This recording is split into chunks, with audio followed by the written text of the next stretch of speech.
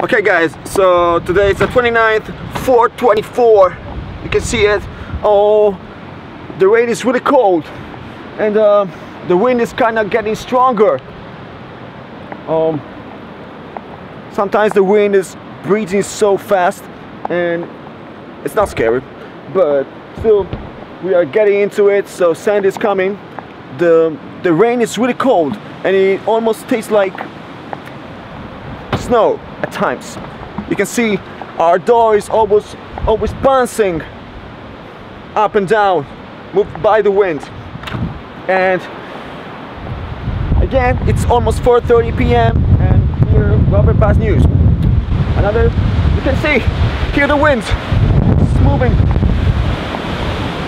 It's moving on the trees. You can see it right away.